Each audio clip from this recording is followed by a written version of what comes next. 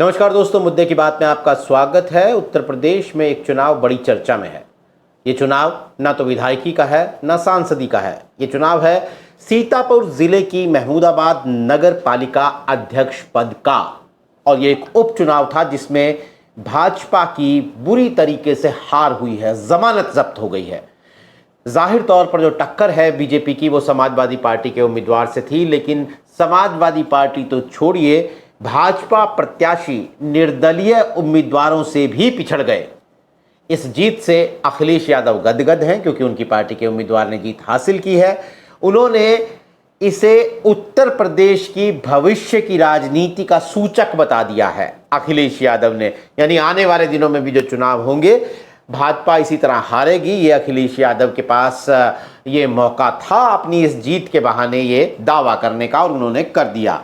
लेकिन ये चुनाव जब एक नगर पालिका अध्यक्ष पद का ही है तो इतनी चर्चा में क्यों है और इसके सियासी मायने इतने बड़े क्यों लगाए जा रहे हैं, इस बात को समझने के लिए हमारे साथ मौजूद हैं लखनऊ से हमारे ब्यूरो चीफ और एग्जीक्यूटिव एडिटर कुमार अभिषेक। कुमार, हर छोटे बड़े चुनाव को बीजेपी उसी शिद्दत से लड़ती है। ये तो हम देखते रहे हैं पिछले 10 सालों, बल्कि पिछले 13 सालों से लगातार। अब जब हर चुनाव को उसी शिद्दत से लड़ना है तो सीतापुर जिले का ये चुनाव भी लड़ा होगा नगर पालिका अध्यक्ष का उसी शिद्दत से। कैसे हार गई, वो भी इतनी बुरी तरीके से? उपचुनाव तो सरकार का चुनाव माना जाता है। हाँ बिल्कुल नीरज। और जब बीजेपी हार भी गई और ऐसी हार की तो कल्पना बीजेपी ने कतई नहीं की होगी। आप हार जाते तब तक तो ठीक था, आप दूसरे नंबर पर आ जाते तब भी शायद ये चीजें बर्दाश्त के काबिल थी। तीसरे नंबर पर आते तो भी कुछ हद तक आपके पास कुछ बहाना होता खुद को कहने का। लेकिन आप 5वें नंबर पर आए और 8,000 कुछ वोट जो जीता है उसे मिला है और 1,000 कुछ वोट इनको मिले हैं। तो आप गैप भी देखिए, इतना ज्यादा गैप है कि ऐसा लगता है कि बीजेपी का तो जमानत जब्त, सुपड़ा साफ, आप चाहे जो शब्द इस्तेमाल कर लें वो कर सकते हैं। महमूदाबाद जो है वो एक उस नाम से जाना जाता है जो राजा महमूदाबाद का, जहां पर पुश्तैनी घर है। और थोड़ा महमूदाबाद के बारे में अगर हम लोग जान लें तो बहुत चर्चा में रहे हैं अभी हाल के समय में, क्योंकि शत्रु संपत्ति भी घोषित हुई है। तो उस जगह से बीजेपी का 5वें स्थान पर चला जाना एक बहुत बड़ा, कह सकते हैं, सियासी संदेश है। हालांकि बीजेपी के लोगों से जब बात की गई तो पता ये चला कि बीजेपी वाले कह रहे हैं कि भाई हमारा तो कैंडिडेट ही गलत था, हमारा जो मूल कैंडिडेट था वो तो दूसरे नंबर पर आया, हमारा ही कैंडिडेट तीसरे नंबर पर आया और हम ही 5वें नंबर पर पहुंचे हैं। तो आप अगर हमें जोड़ेंगे तो हम तो अगर हमारे वोट को, मेरे वोटरों का नुकसान नहीं है, हमारे वोटों का नुकसान नहीं है, हमारा समर्थक वर्ग हमारे ही नेता के साथ गया है, लेकिन वो उसे टिकट नहीं मिला तो वो लेकिन अगर आप ये चुनाव देखें आखिर हो क्यों रहा है, तो इस सीट पर पहले भी सपा जीत चुकी है। ऐसा नहीं है कि बीजेपी इस सीट को जीतने के बाद हारी है। तो उनका वो तर्क भी नहीं बैठता। अखिलेश यादव ने भी मौका देखा। ठीक है, वहां के 2 नगर पालिका के चुनाव हुए, एक मिश्रिक में भी हुआ है और एक महमूदाबाद में भी हुआ है। एक में बीजेपी जीती है और वो बीजेपी के विधायक की रिश्तेदार भी हैं। तो इस मामले ने कम से कम इतना तो जरूर कर दिया है कि अखिलेश यादव को बीजेपी पर हमले का मौका और ये जताने और दिखाने का मौका कि अब बीजेपी चुनाव में अजेय नहीं है। जिस संगठन की वो बात करती है, जिस एकता की वो बात करती है, बीजेपी में वो है नहीं और हम हरा के दम लेंगे। तो दोनों तरीके से इसे देखा जा सकता है। बीजेपी इस पर बहुत रिएक्ट नहीं कर रही है। आप किसी बड़े नेता का बयान नहीं देखेंगे, आप बीजेपी के ट्विटर हैंडल से इसे नहीं देखेंगे। वो इसको एक ऐसे चुनाव के तौर पर देख रही है जो हार तो गई है, उनकी भद भी पिट गई है, लेकिन इसे ज्यादा तवज्जो न दिया जाए। वहीं अखिलेश यादव ने इस जीत को उठाकर कैसा बना दिया है कि ये एक ट्रेंड दिखाता है। और अभी तो आने वाले समय में निकायों के चुनाव होंगे, पंचायतों के चुनाव होंगे, तो उसके भी ट्रेंड को दिखा रहा है। अगर अखिलेश यादव के ट्वीट को देखा जाए या सपा की जो उत्साह है उसे देखा जाए कि हम लोग अब बीजेपी को हराने की स्थिति में पहुंच गए हैं। पहले भी दावा रहता था, लेकिन उनको अब लगता है कि जब बीजेपी 5वें नंबर पर जा सकती है, और देखिए इसका अगर हम देखा जाए तो असर बड़ा है। वो पर्ची सामने आई है जिसमें वोटों को लिखा हुआ है, साइकिल इतने वोट, कमल इतने वोट, और वो पर्ची खूब वायरल हुई है। तो निश्चित तौर पर मुझे लगता है कि अखिलेश यादव को एक मौका मिला है और उसको उन्होंने खूब अच्छे से भुनाया है। बीजेपी को लग गया है कि चाहे छोटे चुनाव हो चाहे बड़े चुनाव हो, उसमें नैरेटिव अगर खराब गया, नैरेटिव अगर गलत हो गया तो फिर उसको उल्टा पड़ता है। पहले के चुनाव में भी बीजेपी देख चुकी है और इस चुनाव में भी कम से कम हार के इस नैरेटिव ने बीजेपी को तो बैकफुट पर खड़ा कर ही दिया है। नीरज, लेकिन बीजेपी के नेता कह रहे हैं कि नंबर 2 पर भी हमारा कैंडिडेट है, नंबर 3 पर भी हमारा कैंडिडेट है। तो भैया ये सर्वे कौन सा सर्वे किया गया? सर्वे होता है, इनपुट लोकल यूनिट से इनपुट लिए जाते हैं। तो ये क्या कोई बीजेपी जैसी पार्टी में भी कोई दबाव डालकर टिकट ले गया, किसी से दबाव डालकर टिकट दिलवा दिया गया कि आपका नंबर 2 पर जो बागी था वो बहुत करीब खड़ा हुआ है जीत के, लेकिन जो आपका ऑफिशियल कैंडिडेट था वो जमानत जब्त करवाए हुए है? तो ये एक अंदरूनी लड़ाई की कहानी तो सामने आती है इससे।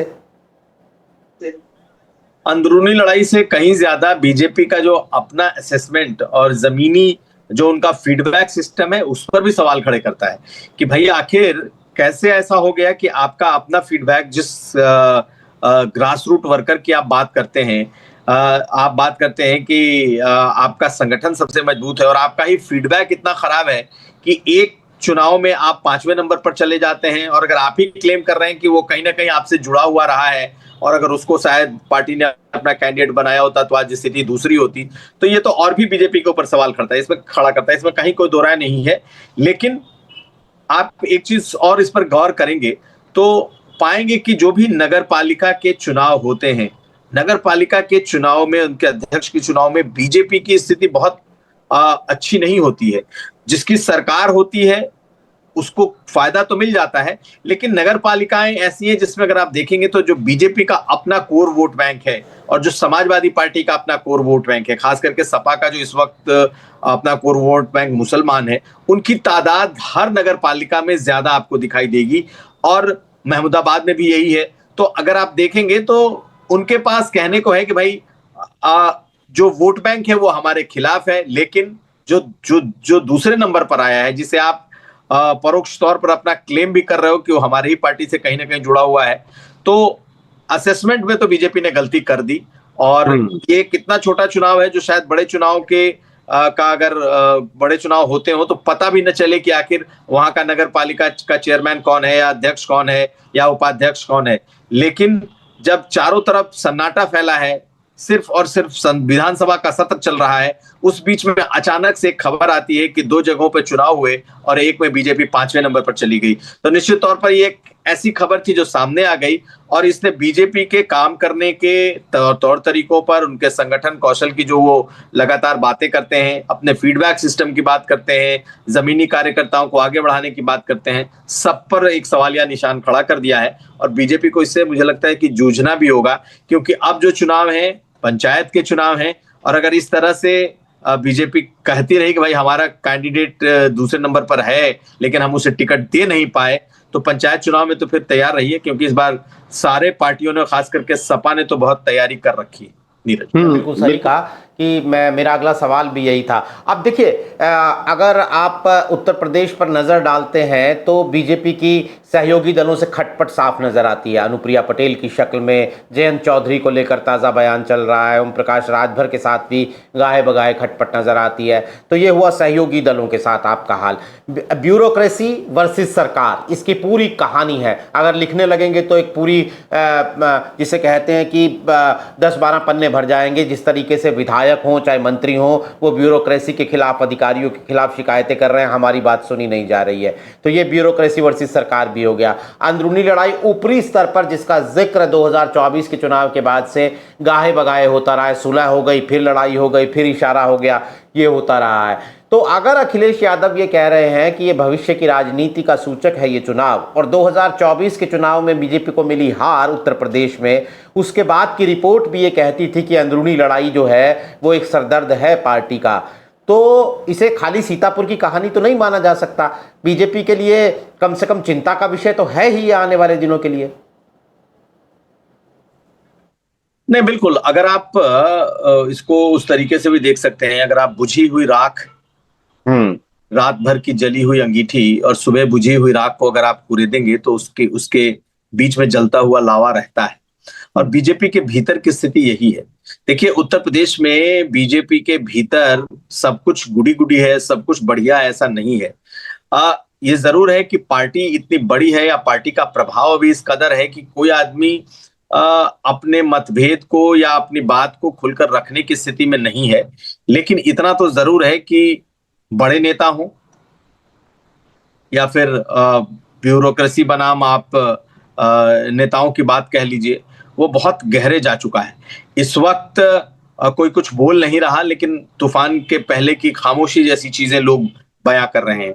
तो निश्चित तौर पर उत्तर प्रदेश में इस वक्त अगर देखें तो जो शीर्ष स्तर की लड़ाई है वो गाहे बगाहे अलग अलग तरीके से दिखाई देती है। बड़े बड़े नेता दिल्ली जाते हैं, जाकर के अलग अलग मुलाकातें करते हैं।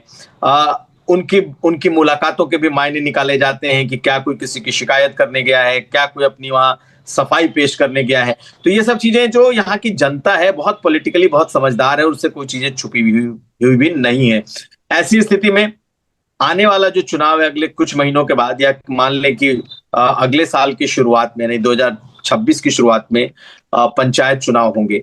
और पंचायत चुनाव की तैयारी खैर बीजेपी अलग लेवल पे कर रही है, लेकिन 2027 बीजेपी के लिए बड़ा चैलेंज होगा। और पंचायत चुनाव में अगर हम इस चुनाव को अगर हम एक टेस्ट केस के तौर पर देखें तो निश्चित तौर पर पंचायत चुनाव बीजेपी के लिए बहुत मुश्किल होने वाला है।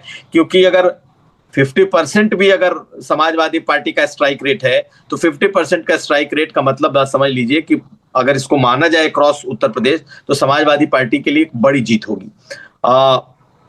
अगर आप 2027 के नजरिए से देखेंगे तो जिस तरीके की पार्टी के भीतर असहमति है, बड़े नेताओं में मंच पर तो एक दिखाई देते हैं, लेकिन बड़े नेताओं के जो मनभेद हैं वो भी बड़े सार्वजनिक हैं। तो पार्टी इस वक्त किस फ्रेम ऑफ माइंड में है, नेता किस फ्रेम ऑफ माइंड में है, ये कहना अभी बहुत मुश्किल है। लेकिन सभी जानते हैं कि लोगों की बन नहीं रही।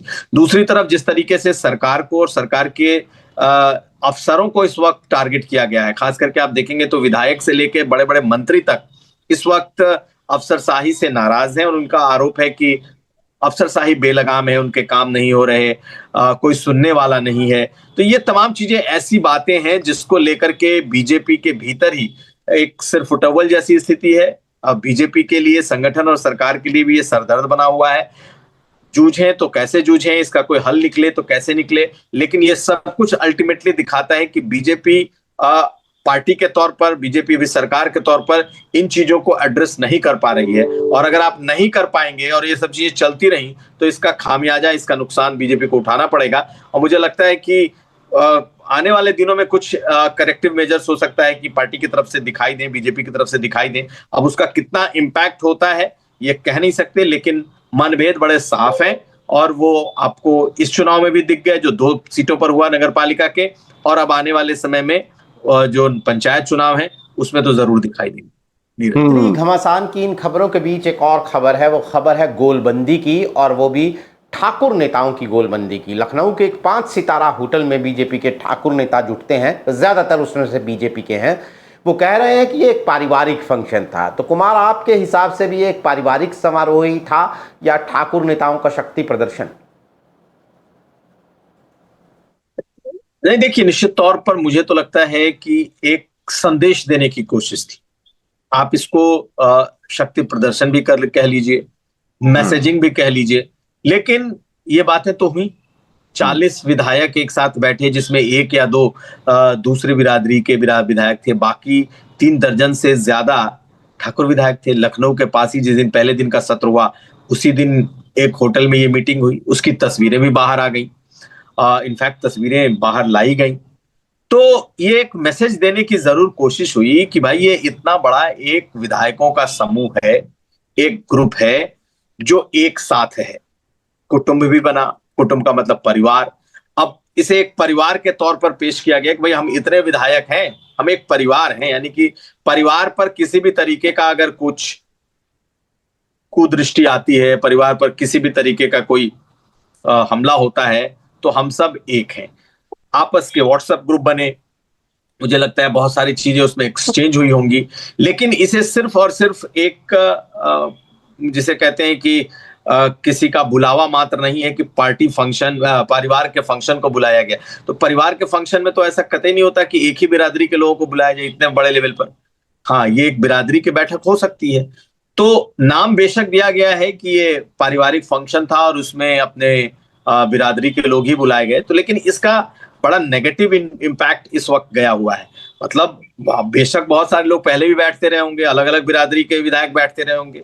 इनसे जब मैंने बात की तो इनमें से कई का कहना था कि भाई आप हम ही को क्यों टारगेट कर रहे हैं, आप हम ही से क्यों पूछ रहे हैं। आप देखिए ब्राह्मण विधायक भी एक साथ बैठते हैं, ओबीसी के विधायक, पटेल विधायक, ये लोग भी एक साथ बैठते हैं, उनको तो कोई कुछ नहीं कहता। लेकिन अगर हम लोग एक पार्टी में चले गए, एक साथ बैठ गए, तो इसकी फिर इतना हो हल्ला क्यों हो रहा है। तो लेकिन एक बात तो साफ है कि जो उस बैठक हुई उसमें कॉन्स्टिट्यूशन क्लब वाली जो मीटिंग थी उसकी भी चर्चा वहां पर हुई थी। किस कंटेक्स्ट में हुई ये नहीं मालूम, लेकिन उस चर्चा की भी चर्चा है। तो ऐसे में ये प्रेशर ग्रुप की तरफ इसे देखा जा सकता है। इशारे किसे भेजे जा रहे हैं ये बड़ा समझने वाली बात है, बड़ी क्लियर सी बात समझ में आ रही है। और मुझे लगता है कि इसकी मैसेजिंग की गई है और अब इसका असर क्या होता है, क्या इसका असर इनके लिए पॉजिटिव होगा या ये उल्टा भारी पड़ जाएगा, ये तो अभी कहना मुश्किल है। लेकिन देखिए क्या होता है। लेकिन ये सिर्फ एक ही मीटिंग नहीं, एक दूसरी मीटिंग भी हुई। पर्यटन मंत्री हैं जयवीर सिंह, कहा जाता है कि उन्होंने भी एक मीटिंग, उसकी भी तस्वीरें सामने आई हैं। हालांकि उनके यहाँ इतने लोग नहीं थे, लेकिन वो ठाकुरों की ही मीटिंग की बात है, उन्होंने बहुत सारे विधायकों को बुलाया अलग अलग बिरादरी के, लेकिन 12 लोग आए थे, ये भी जानकारी मिली है। तो इस मीटिंग की इस वक्त खूब चर्चा इस वक्त लखनऊ में है। यहाँ तक कि विधानसभा में भी एक दूसरे पर कटाक्ष किए जा रहे हैं।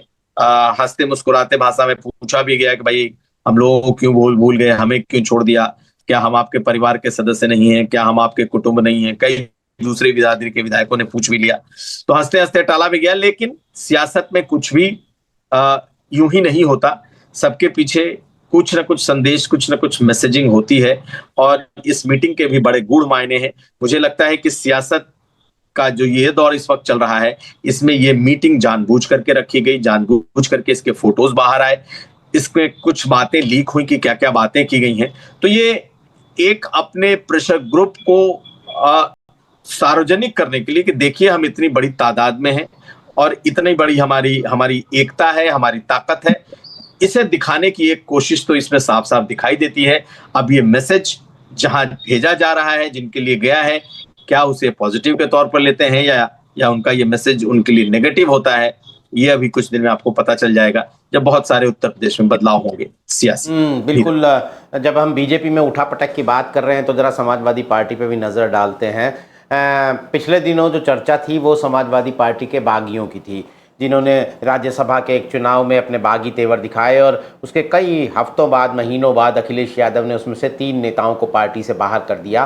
बाकी कुछ और नेता थे जिन्हें पार्टी से बाहर नहीं किया गया और उसकी विभिन्न वजहें बताई गई। उनमें से एक थी पूर्व विधायक राजू पाल की पत्नी पूजा पाल, जो समाजवादी पार्टी से विधायक हैं। अब पूजा पाल को भी अखिलेश यादव ने पार्टी से बाहर कर दिया है। क्या इसकी वजह है और क्या इसका असर देखते हैं आप? देखिए, वजह समझ लीजिए, अखिलेश यादव ने दूसरी बार उनकी गलती को इग्नोर करने से मना कर दिया है। ये उनकी पहली गलती अखिलेश यादव की नजर में नहीं है, ये उनकी दूसरी गलती है। पहली जो गलती जो समाजवादी पार्टी मानती है, गलती ना कहें, वो पहली उनकी जो कोशिश, जो जिसे समाजवादी पार्टी कहती है, मानती है, वो ये कि उन्होंने राज्यसभा के चुनाव में बीजेपी के प्रत्याशी के लिए क्रॉस वोटिंग की। वो उन 6 सांसदों में शामिल थी जिन्होंने बीजेपी के लिए क्रॉस वोटिंग की, समाजवादी पार्टी के होते हुए। अखिलेश यादव ने शुरू में तमाम लोगों को इग्नोर किया, लेकिन उन्होंने एक एग्जिट ग्रुप अपना बना लिया था कि ये लोग उनके रडार पर थे, जिसमें पूजा पाल भी थी। और जब उन्होंने निकाला अपनी पार्टी से कुछ महीने पहले और ये कह दिया कि भाई आप लोग अब फ्री हैं, जाइए, आपको जहां जाना है, आपको मंत्री बनना है, बन जाइए, मैं आपको निकालता हूं, और अगर आपको भाजपा मंत्री बनाए तो ठीक है, मेरी शुभकामनाएं हैं। उस वक्त भी उन्होंने पूजा पाल को नहीं निकाला, जबकि उन्हें मालूम था कि पूजा पाल भी उस ग्रुप में थी जिन्होंने वोट किया था, जिन्होंने क्रॉस वोटिंग की थी। लेकिन पूजा पाल पीडीए से आती हैं, पाल बिरादरी। और अखिलेश यादव जिस पीडीए की बात करते रहे हैं, फिलहाल उसको कहीं से वो नाराज करना नहीं चाहते, और उन्हें लगता है कि उनके एक कदम से हो सकता था कि उनकी पीडीए को झटका लगे।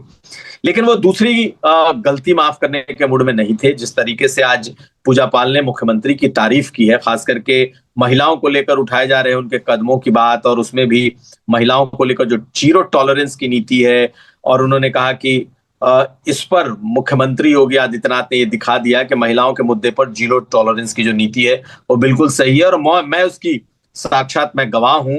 मेरे पति की जिन्होंने हत्या की, अतीक अहमद और उनके भाई, वो आज मिट्टी में मिल गए।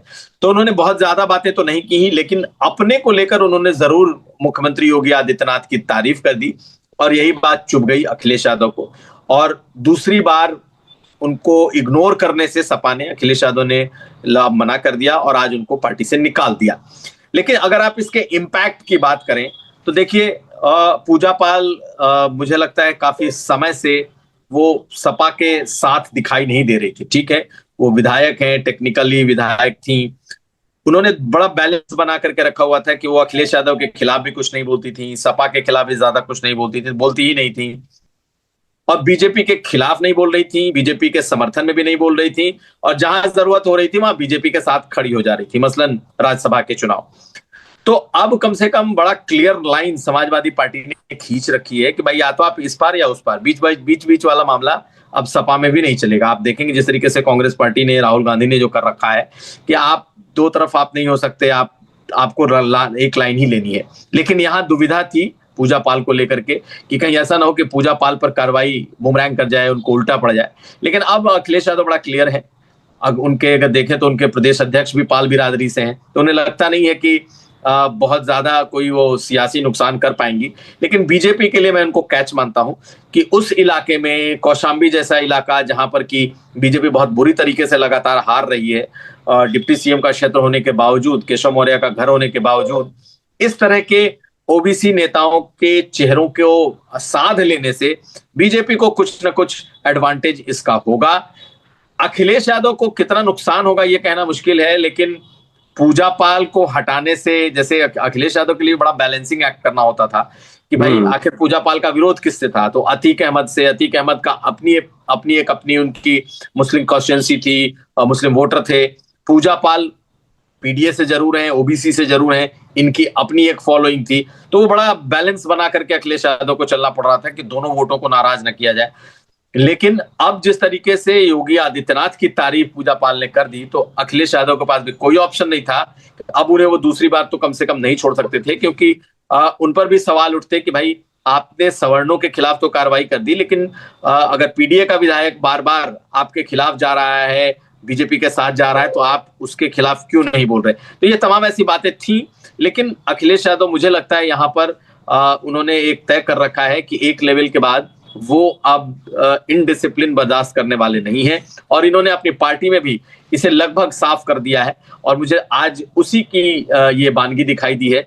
जैसे ही उन्होंने भाषण दिया, अगले 2-4-5 घंटे के भीतर ही उन्होंने लेटर जारी कर दिया। तो नुकसान बहुत ज्यादा होगा नहीं होगा अभी कहना मुश्किल है, लेकिन बीजेपी के लिए थोड़ा एडवांटेज जरूर होगा। नीरज, चलिए एक विषय और है कुमार अभिषेक की, योगी जी गाय के श्राप से समाजवादी पार्टी को हरवा रहे हैं, और अखिलेश यादव दिल्ली पुलिस का एक बैरिकेड फांद कर विदेशी मीडिया तक में छा जा रहे हैं। ये छलांग 2 दिन पहले अखिलेश यादव ने लगाई, सोशल मीडिया में छा गए, विदेशी मीडिया में छप गए। मैं आपसे जानना चाहता हूं कि अखिलेश यादव की इस छलांग को लेकर क्या माहौल है। ये सिर्फ दिल्ली पुलिस का एक बैरिकेड अखिलेश यादव ने फांदा है, या परसेप्शन का वो बैरिकेड भी फांद दिया है जो ये परसेप्शन बनाता है कि बीजेपी को हरा नहीं पाएंगे, कोशिश जरूर अच्छी कर रहे हैं। नहीं, उन्होंने परसेप्शन का बैरिकेड फांदा है, इसमें कोई दो राय नहीं है। और मुझे लगता है कि उसको हम आगे बढ़ाएं तो परसेप्शन ये कि अखिलेश यादव सड़क पर उतरकर राजनीति नहीं करते, अखिलेश यादव एसी कमरे में बैठकर पॉलिटिक्स करते हैं। उन्होंने इस परसेप्शन को तोड़ने की कोशिश कर दी है। देखिए, 1 साल पहले जेपी एनआईसी का गेट भी उन्होंने फांदा था, उस पर भी, उसको भी उन्होंने उस गेट को भी उन्होंने फांद लिया था, तो अगले दिन बड़े बड़े गेट लगा दिए गए थे। अब इन्होंने वो बैरिकेटिंग फांद ली है। तो अखिलेश यादव अब ये जरूर दिखा रहे हैं कि भाई कोई मुझे ये ना समझे कि जब भी मैं चाहूं तो मैं सड़क को भी उसी तरीके से हिट कर सकता हूं। दूसरी बात, अखिलेश यादव की पॉलिटिक्स को हमेशा मुलायम सिंह यादव की पॉलिटिक्स से अलग माना गया कि भाई मुलायम सिंह के पॉलिटिक्स करने का तरीका अलग था, अखिलेश यादव के अलग था। तो उसको उस गैप को भी जो ना भरने, उसको ब्रिज करने की अखिलेश यादव की एक कोशिश दिखती है कि समाजवादी पार्टी जिस एजिटेशन के लिए जानी जाती है, समाजवादी पार्टी सड़क पर उतरकर जिस तरीके से प्रदर्शन के लिए जानी जाती है, अगर उनका नेता ही सामने खड़ा नहीं होगा, फ्रंट से लीड नहीं करेगा, तो पार्टी के काडर में वो जोश कहां से आएगा। तो जब तक मुलायम सिंह यादव, जब तक शिवपाल यादव के हाथ में ये कंट्रोल था, तब तक इस तरीके के बहुत सारे प्रदर्शन होते थे। अखिलेश यादव ने बहुत रिस्ट्रेन करके रखा हुआ था। लेकिन इन दो अगर घटनाओं को आप देखें तो उसके बाद से ये दिखता है कि अखिलेश यादव को जब भी जरूरत पड़ेगा वो सड़क पर इससे भी ज्यादा उतर सकते हैं, इससे भी ज्यादा तरीके से वो बैरिकेड गेट फांद करके वो सड़कों पर उतरकर पॉलिटिक्स कर सकते हैं।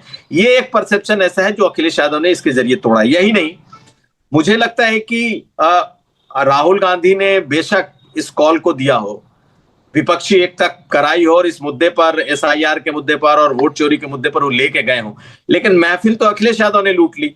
अब दिल्ली से लेके न्यूयॉर्क तक, वॉशिंगटन तक अगर किसी एक आदमी की चर्चा हुई तो अखिलेश यादव, लॉ मेकर के तौर पर उनका चेहरा, उनकी तस्वीरें छाई।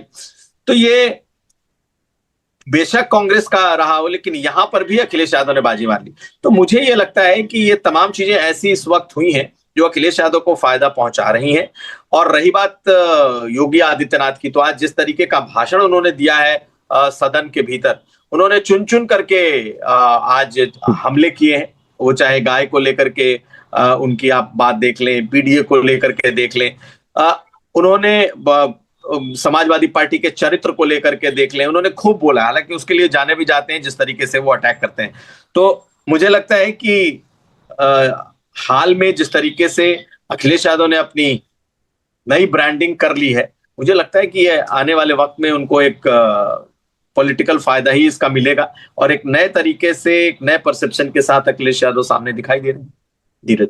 बिल्कुल। तो जैसे पहले गांव देहात में बुजुर्ग लोग हवा का रुख देखकर ये बताते थे कि भाई अब बारिश आने वाली है या बारिश बहुत नज़दीक है, आंधी बहुत नज़दीक है, ऐसे ही उत्तर प्रदेश में खबरों का रुख देखकर ये साफ नज़र आ रहा है कि चुनाव बहुत नज़दीक हैं, कैलेंडर में भले ही दूर नज़र आ रहे हों। तो ये पॉलिटिकल डेवलपमेंट्स लगातार उत्तर प्रदेश की जो हो रही हैं, हमारे पास और भी बहुत सारे सवाल और उन पर बात करने के लिए हैं कुमार अभिषेक, लेकिन थोड़ा वक्त का तकाजा है, आपसे विदा लेनी पड़ेगी। लेकिन आज आप हमारे साथ आप इस कार्यक्रम में जुड़े, आपका बहुत बहुत शुक्रिया। तमाम दर्शकों का भी बहुत बहुत आभार। आज के लिए नमस्कार।